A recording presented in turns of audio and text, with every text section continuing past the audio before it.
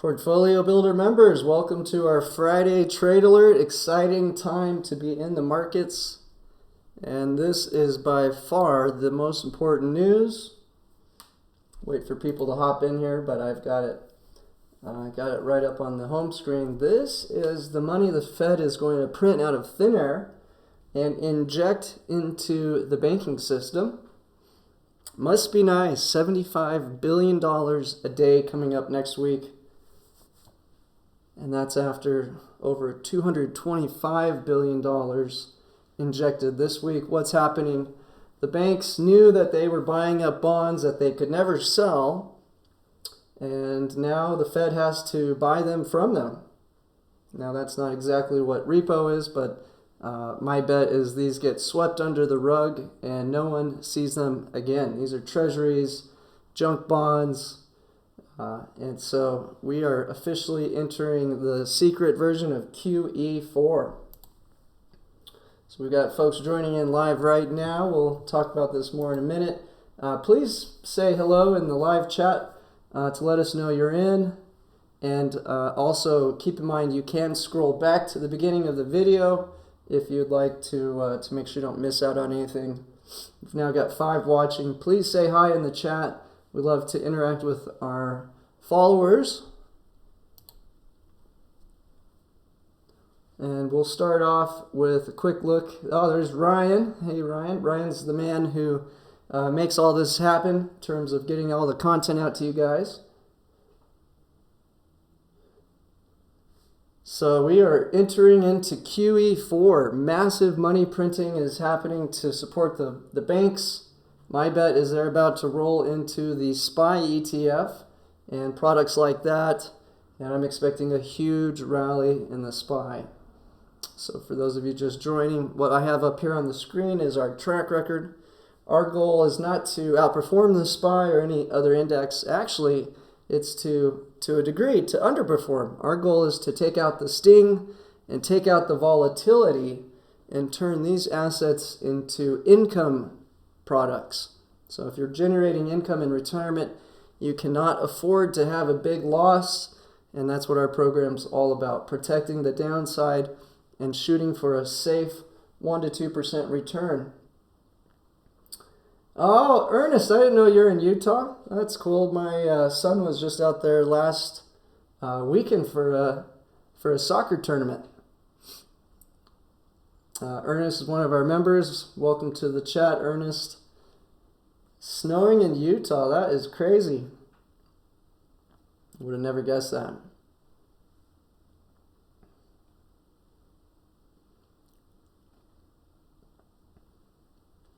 And our text message just went out, so we're getting started here. If you take a look at our track record, you can see how it's all set up. We trade the SPY Monday, Wednesday, Friday, which you can see the return summarized right here. Represents 40% of our portfolio. This is the asset I think will have the greatest return in the next 6 weeks. And we'll look at a few reasons why and what might derail that prediction. On the Tuesday play, we're playing USO, United States Oil. That's 12% of our portfolio. We had been trading Facebook, Apple, and silver previously, so this is a specific stock or ETF we pick out that we think has the best opportunity with the same strategy. Put options below, call options above, protect the asset, and generate income. We have our buy and hold portfolio, which is up 53%, and that has been precious metals and some small positions in crypto. And then our bond portfolio still leads the race in terms of the greatest profit for a portfolio with $79,000 in profits and a 15.9% return. Now that we've got the Fed manipulating the interest rates, I think that this continues to be a very handsome investment for our portfolio because we have the Fed really protecting the bond market as their main goal. And we can see what all the other smaller central banks are doing in terms of their interest rate policies to get an idea of what's going to come our way. And the big picture is we're headed much lower in interest rates, and a lot of QE. So, all right, so that's a look at our returns to date. You can see we've only had one losing month in July and have averaged anywhere from 1.2% a month to as high as 3.2%. And the idea is you have your stocks and your bonds at equal ratios so that when one takes a hit, the other saves the day, and vice versa. In general, these two are moving up together, though, so it makes for a great strategy to generate safe income. All right, I'll take a quick look at who we are and then jump into the top news that is helping us forecast our predictions. First of all, we have a very high success rate because our product is very easy to predict when the trade alerts will be released. Monday, Wednesday, Friday at noon Eastern, we trade the SPY ETF. And Tuesday, we trade a specific security or ETF. And then on Thursday, we trade the TLT. So you know exactly what's going to happen and you know when it's going to happen. This allows our members to get the same results that we do. It's extremely easy, on-the-go, daily retirement income trade alerts. Dean says it takes 30 seconds a day, but who's counting? My dad says it takes less time to take out the trash. So I ask you, why make investing complex? Don't you have better things to do with your most precious asset, your time? And I'm thinking about people like Frank, who was on our webinar last night, who's got some 50 positions. Poor guy is probably spending all day just trying to pull up all the charts, much less figure out what his profit loss is and what to do with each position. Scott, welcome. You got into today's trade. Great. That's good to hear. I think we're going to see the fireworks next week, Scott, so we'll talk about that. Some huge news on the QE front. And again, my promise to you is I will protect your assets and show you how to pick the low-hanging fruit. We're achieving income and safety, not growth or speculation. So that's a big difference. And actually on our webinar yesterday, someone asked, well, the SPY's done very well this year. Is that why your return has done well? And I'd like to point out, he also said he'd lost $100,000 in May because of the stock pullback. But just to prove that our portfolio is not reliant on directional movements because we're not buy and hold, you can see our return in May, where the S&P 500 dropped some 5.8%. We walked away with 2.2%. So we're not going to get rich or poor with our strategy because of the way it works. And in fact, our target return is only to generate a 1 to 2% return per month. And so far, we've only had one losing month of negative 1%. And that was because we were a little early predicting Trump would raise the tariffs. And if you watch this daily video, you'll learn exactly the rhyme and reason behind each trade alert, and slowly over time see how we adjust our strategy to adapt to the macro environment. To summarize the different allocations visually, here's a very simple chart. You would have 100 shares of the SPY to trade Monday, Wednesday, Friday. We trade it 3 times a week because it has 3 option expirations a week. It makes it extremely useful for generating income because we can sell options for income and continually protect the downside with very cheap put options. We were long the SPY and the TLT, but we're not just writing these positions naked. We have put options below just in case something bad happens. Think about North Korea, think about Hong Kong, think about the Middle East, and think about the trade war coming to an end. Or why is there such a liquidity crisis in all the banks? Are we having a bank run? Plenty of reasons to be skeptical of the markets and to realize if you can spend 20 cents and have downside protection at all times, why wouldn't you do that? Especially if you can finance it for free by selling an out-of-the-money call option that won't take away much of your profit.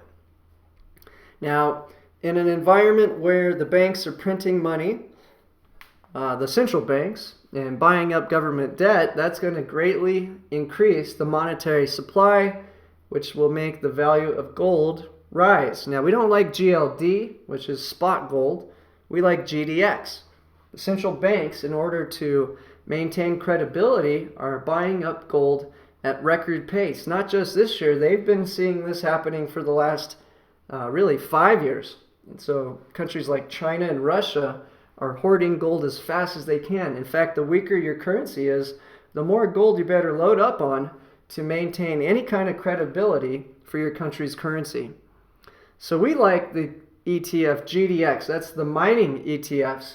And you got to realize, if the central banks are loading up on gold and may put a ceiling on that $1,500 gold price, then you got to think ahead. Who's going to supply the gold to these central banks when the supplies get low?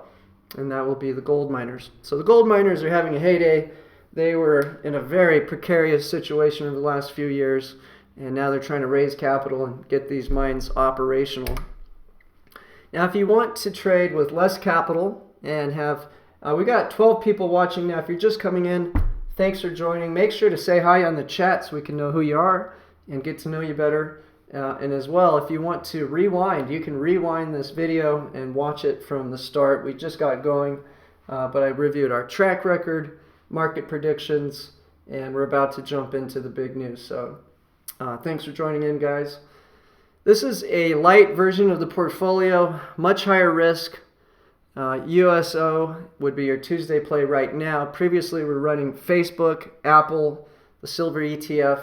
At one point, we actually just looked at the S&P 500's top 8 companies and bought and held that for a period of time after a significant sell-off. And so we rotate what exactly happens in Tuesday. Yeah, Scott, the FXI is old, so you can just ignore that. We had managed to sell half of our FXIs for a big profit and held on to them in case the trade war was going to continue escalating, so the other half just expired worthless today. Now, another allocation that most of our members do use is the 5-day-a-week program. Again, these are quick trades. You get a text message. You can execute the trade very rapidly from your phone. And this is our allocation per $100,000. So you have about 50% in your equities between the Monday, Wednesday, Friday SPY and the USO Tuesday. And then you have 40% on the TLT, playing the bond market, the long end of the bond market more specifically. Really, we're not trying to make money from bonds. We're trying to make money predicting interest rates and changes in interest rates, which is somewhat easier to do normally than predict the stock market, although I think we have a pretty clear idea of what's going to happen next for stocks. And at the same time, we like having this gold position. So that represents 10%. That's a large position. I would never recommend a 10% allocation unless we were entering into a period of great uncertainty. And so the great uncertainty is how the world's going to deal with some $16 trillion of negative yielding debt. Now you got to realize that those bonds are going to make someone take a loss. There's no way around it. It's a bond with a negative interest rate. So whoever holds it to the end is going to lose money.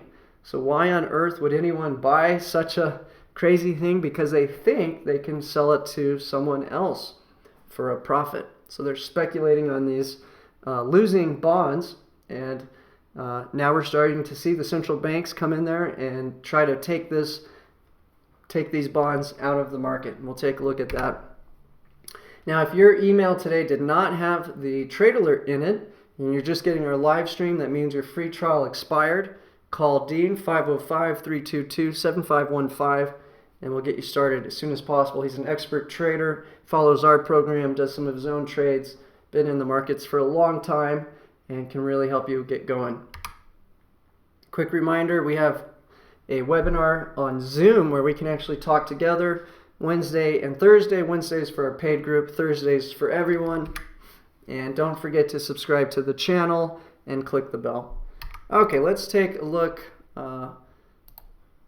One last time, we'll look at our track record and then jump into the action. So for those of you just jumping in now, again, in your description box of the YouTube channel, right here, you can actually see all of this. You can see all of our trade alerts in the past, and you can click on the track record. So all of this stuff that you're seeing in the video is available to you right in the description box.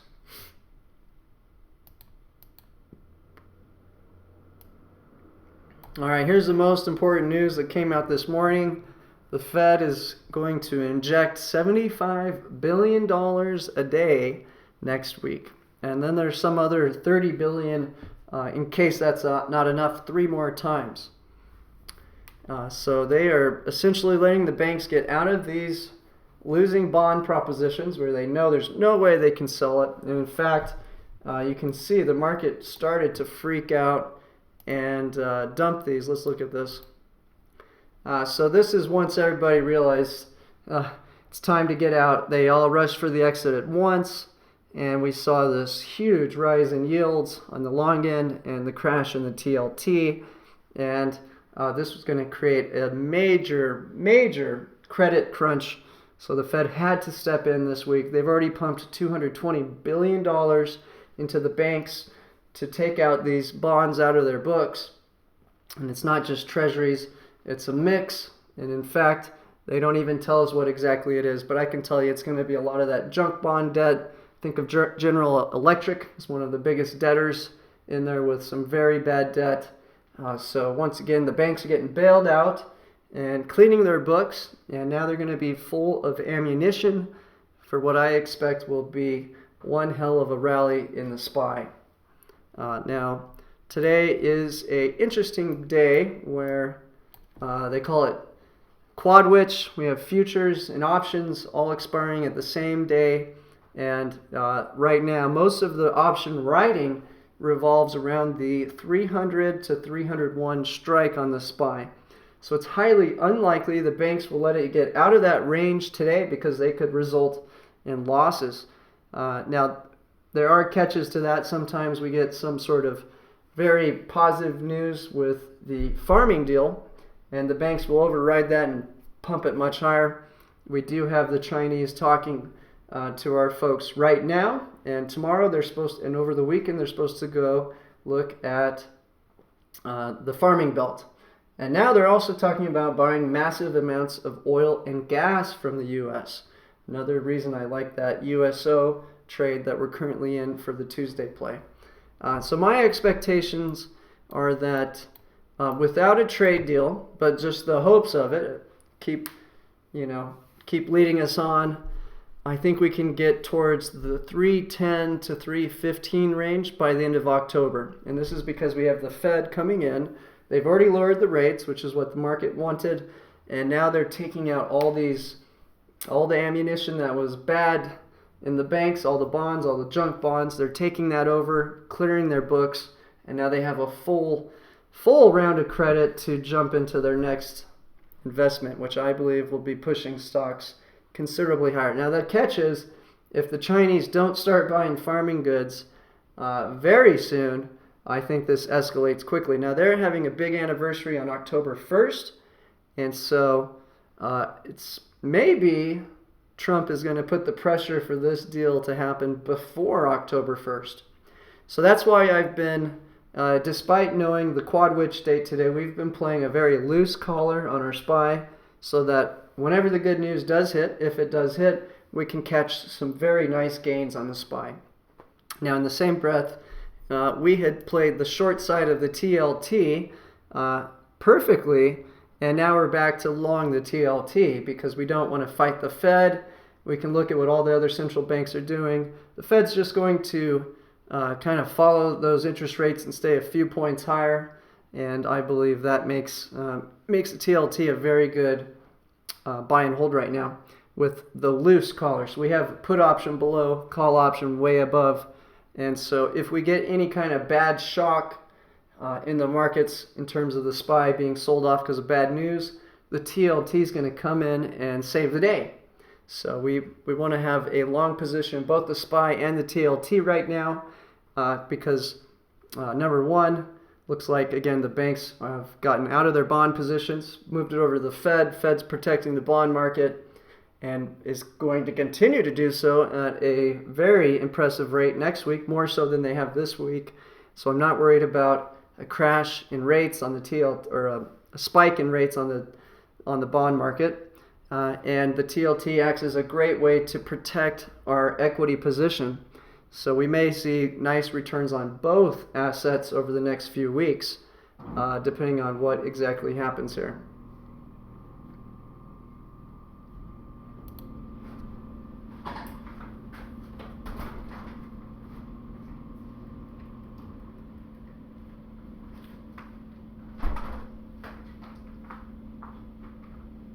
Okay, so let's move into the big macro news.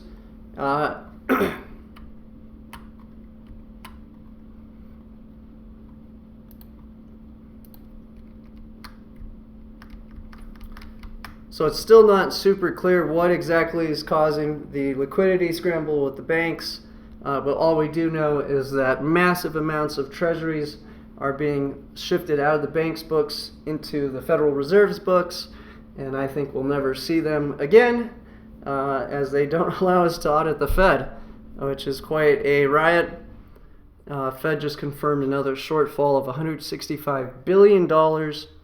Starting next week, the Fed will resume a $75 billion repo every day and three $30 billion repos as it expects continued over-allotment. Here is the official schedule the Fed released this morning. Some feeds about the China trade war. Trump says China wants to make a deal, which of course he's been saying for 2 years. Now, I do think China is either going to collapse or make a deal. And if they collapse, they're taking everyone down with them. They have greatly misallocated capital in terms of building. Imagine cities the size of New York. They've built about 50 of these that are completely just empty. And then the cities that they have people in are underpopulated. They're sending trains all over the place that only have a few people in them, and they're having massive inflation with their food. So things are getting pretty crazy for China. So I do believe, to a degree, they do want to make a deal, but the deal is going to result in them losing all their competitive advantages that their government offers the Chinese people. So very hard to predict what exactly could happen. Trump's saying that he doesn't want a half-assed deal. He wants a great deal. So hard to say. We'll see some more tweets about this in a minute. India launches modern money theory, and stocks are soaring. So instead of lending all the money to the top of the banking structure and then trying to let the banks find the safest places to loan credit and let the money flow top down, they're trying out the old let's pump money straight to the people and let it work its way up to the top. So we'll see if India has a bunch of inflation coming up after that.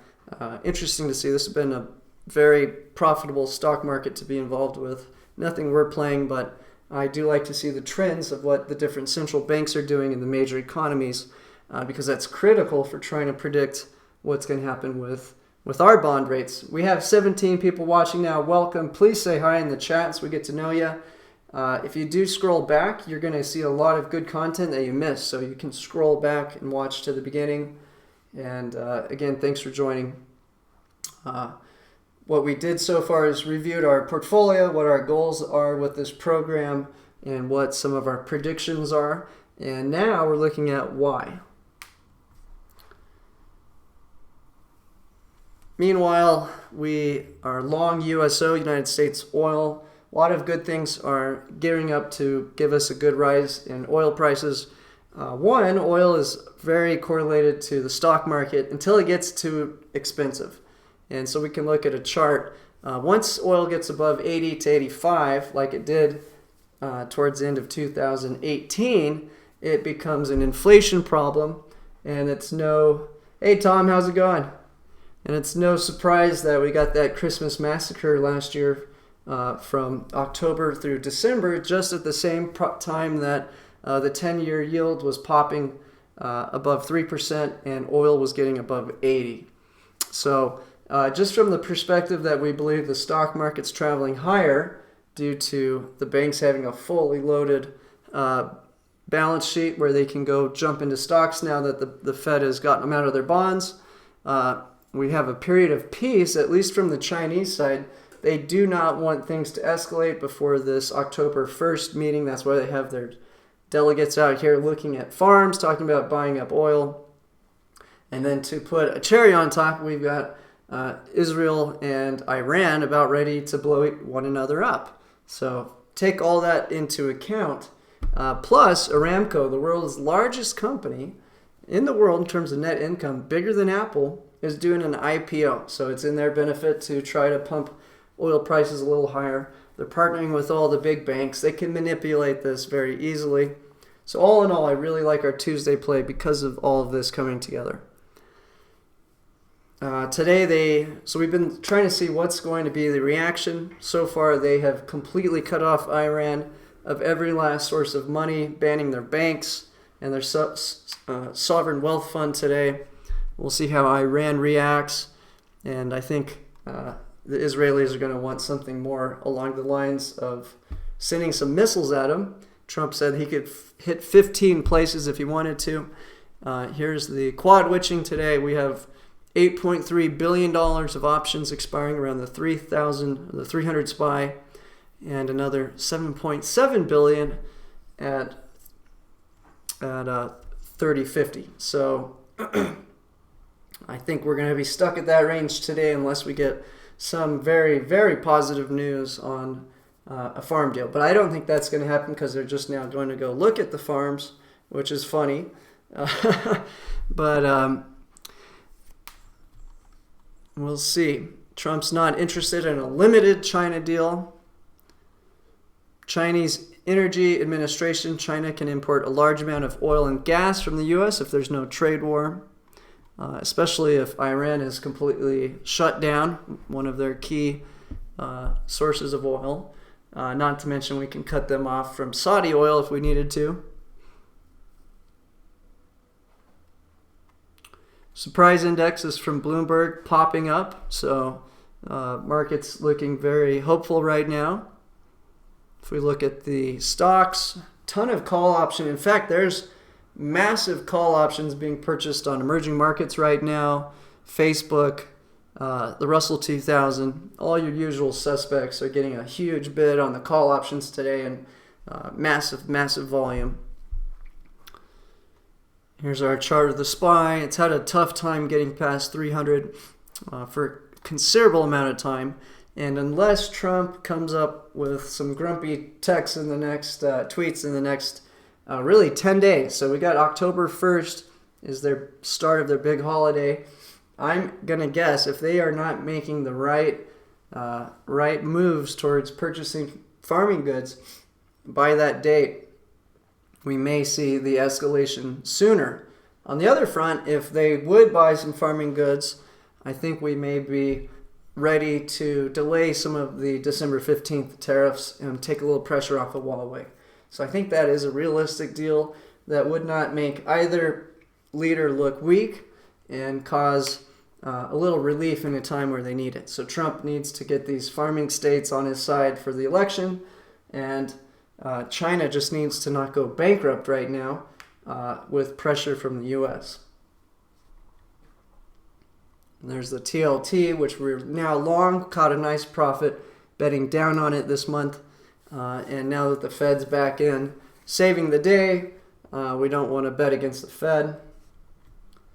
USO, you can see this huge spike. It's been getting a lot of volume since 2016 and continues to after the attack on Aramco this weekend. So I think this story is still playing out, and I do expect some major escalations on the Middle East front related to oil. So again, I really like this stock for our portfolio. We have a setup where our maximum loss week over week is 4%, and our maximum gain is 8%. So we're not just writing some little oil company ETF with this big of a percentage of our portfolio. GDX most likely has a long way to go higher. as the central banks are now going into full-blown QE around the world.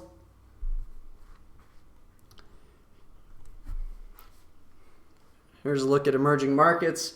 This is primarily China, but it does hit a lot of different countries, and it's getting a huge bid today in terms of call options. I would love to play this on a Tuesday play if there was really a deal with the US and China. So we're carefully watching for that. Russell 2000, this is Stanley Druckenmiller's favorite indicator of the health of the stock market, and you can see it is starting to look much healthier. If it can break past this trend line where it's been having a lot of resistance, that may indicate a significant rally in equities ahead, not just a 1 month bump. The biggest buyer of stocks are corporate buybacks. LQD measures the health of the corporate investment grade bonds, and they're still very healthy. This means corporations can continue to borrow for cheap and buy back their own stocks, reduce the float, and slowly but surely push these prices higher and higher in the equities. And surprisingly, the junk bonds are even healthier than the investment grade bonds, which is interesting to say the least, and shows that there's easy credit for the lower section of the market, like the Russell 2000 companies. Now, if we look at Germany and South Korea, that will give us a better indicator of how well China is doing, because we can't really trust what China says their economy is doing. They always say everything's great, and they never admit to any wrongdoing in the last 10 years that I've been watching them. And you can see Germany is still struggling. It is not getting towards new highs and is just tagging around at this support level here. And the same thing for South Korea, still in a downturn. Now you can see crude oil prices have been picking up since 2016. And you can also see what I was talking about earlier, where the second oil got above 80. Rates on the bonds got above 3. We got that huge sell-off in equities from October through December last year. And so I think probably the same setup is headed our way right now if we can get some sort of continued peace in the trade war. Because all the stars are aligning for a big run in the equities market. Gold is staying steady at 1,500. All these central banks know they need to load up on gold to continue having trust in their currency as they lower rates and buy up government debt. So I think we may stay in this range for a considerable while on spot gold, which is why we like GDX. The miners are not being purchased by the central banks. They just get to find the gold and sell it for a huge profit. So that's why we like those. Stanley Druckenmiller has a huge position in GOLD, which is one of the main companies in GDX. Silver is a ETF, SLV. SLV ETF is spot silver. That's a play I would like to do if it looks like the trade war is going to break down. I think we could see a big jump in silver above that recent high at the 20 level, or 1950. So we're trying to time that if we see no farming deal occur. This is the most important conversion rate or exchange rate in terms of currencies in the world. Every time this shoots higher, shortly after, we're seeing huge amounts of pain in the equities market, upset tweets out of China and upset tweets out of Trump. So right now we're having a period of consolidation and a period of peace. And this again is leading up to that October 1st period for a month of celebration in China. So it's doubtful the Chinese want to escalate during this holiday and celebration. But will Trump try to push the buttons? German 30-year bond snuck below 0 again. Here's that. You can see it's just teetering at a 0% return. So you lend the Germans money, Oh no, okay. Scott says, do you think silver is less subject to manipulation than gold? No, it's much more. So the smaller the market cap, the more manipulation. And I think the ratio of silver to gold is something like 20-1. So gold market is 20 times harder to manipulate than the silver market. But that's why if we think there is a escalation for the Tuesday play, we would play SLV. But remember, we'll have the puts below and the call options above, so we're not just writing it completely naked like we are in GDX. GDX, because of the big macro picture, because I think all the central banks are going to continue printing money, which we've been predicting, I didn't think it was going to happen this week. So things are happening faster than I expected after taking longer. So at first we were a little bit early predicting that Trump would raise the tariffs. All the way back in June, I was pretty dead certain he would do that in July. And didn't do it in July, got upset in August, did it mid-August. So yeah, silver's going to be a speculative play on the Tuesday with a put below so that we can't get hammered. And we'd only do that if it really looks like the trade deal is not going to happen and things are going to escalate. Australia is another key trading partner of China's, and so we can look at Australia and Germany as two smaller economies that are somewhat attached to the hip to China. If they're showing a lot of weakness, that's our best look at how China is performing. And so I can tell you with all the research, China is really hurting right now. Here's a look at the yield on the Australian bonds, doing the same pattern. UK, same pattern. So it's pretty clear we are headed towards lower interest rates and a lot of QE. So that's bullish for stocks. That may push our bonds somewhat higher, but now we're seeing the Fed actually control those rates. So at this point, I think TLT will probably trade pretty flat until we get a shock, some kind of negative shock to the markets, and then we'll have real buyers come in and not just the Fed who's trying to peg a certain rate. So that's why we're expecting the profits at this point to come in from the SPY, and the TLT may just kind of sit in nowhere land right where it is until we get the next shock. So I don't think the Fed wants rates to go too low or too high. They just want to try to pull all of that, all these bonds out of the banking balance sheets and put it into their own so the banks can support other markets. Here's a look at the 30-year. So that's where everybody rushed to the exit. We saw a huge spike towards 2.5, and the Fed couldn't let that happen. Came in and stopped the rush to the exit. And so now everybody's cashing out. If you were watching Stanley Druckenmiller, Bloomberg back in December, he was telling everybody to load up on the treasuries.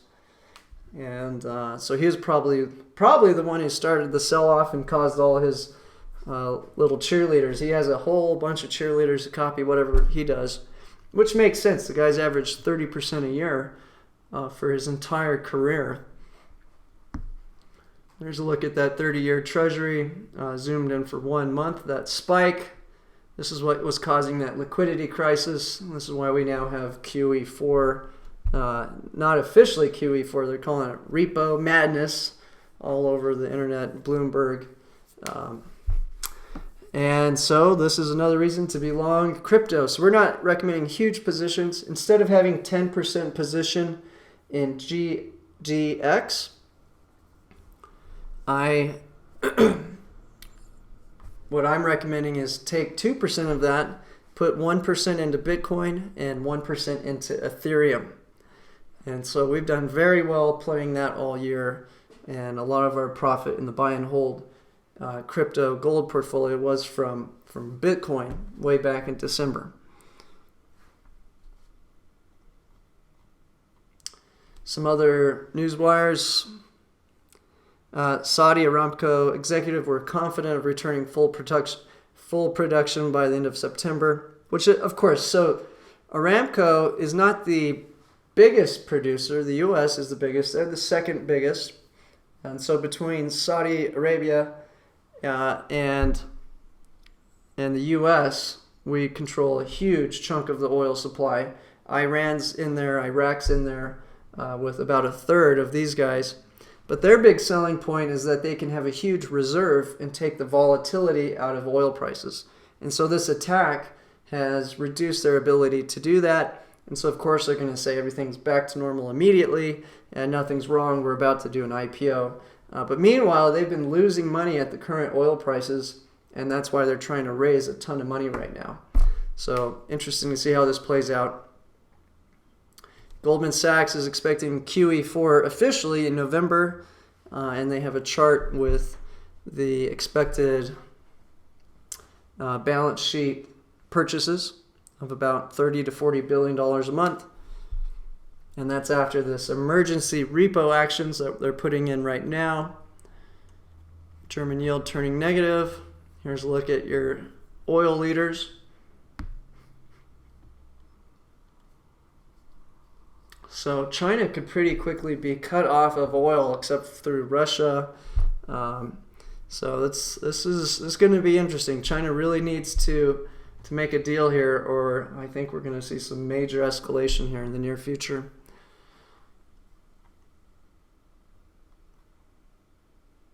China on Thursday demanded U.S. stop advancing Hong Kong-related bill and its interference in the Hong Kong affairs.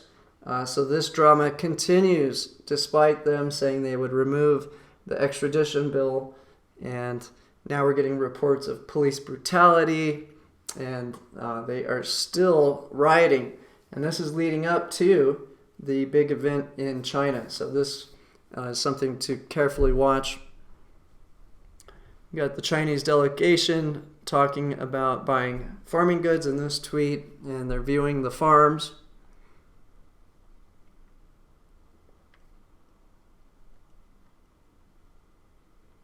There's something about a whistleblower. Apparently this is related to trying to investigate Hunter Biden, who has an interesting deal with Ukraine and also manages $1 billion hedge fund from China. So I don't think Joe Biden's going to be the runner-up. Zuckerberg met with Trump yesterday. There's a good little rally on Facebook today and yesterday. I'm not sure what exactly they spoke about. I'm going to guess the Libra project and probably the election. So interesting to see that. Don't fight the Fed, don't fight the tape, and adding a new one to the list, don't fight Gamma. That's where all these options expire, and we can see it playing out today. Both China and the U.S. should cherish the current talks. Many U.S. officials easily misread China's goodwill, think it shows Beijing's weakness. China doesn't like talking tough before the negotiations, but I know China is not as anxious to reach a deal as the U.S. side thought. Stocks slide after Trump's top China trade advisor says tariffs could go to 100%.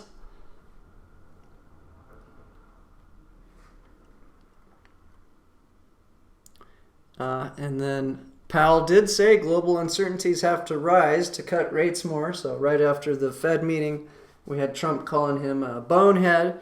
By the end of the day, he said he was okay and still had his job supposedly because the market went up a point. And that is a wrap, guys. Let's see if we have any questions out there. We'll see how close we're hovering that 300 line right now.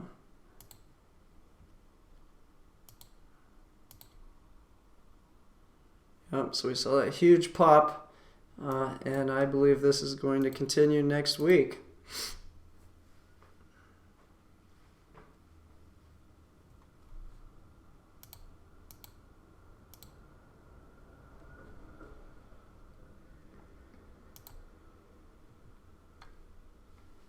All right, guys. Well, if no other questions, have a great weekend. We have a new trade alert coming out Monday. We'll get through all the option expirations today, and we'll see if these stocks can finally break out of this 300 level and what comes of the farm deal. So thanks again for your time.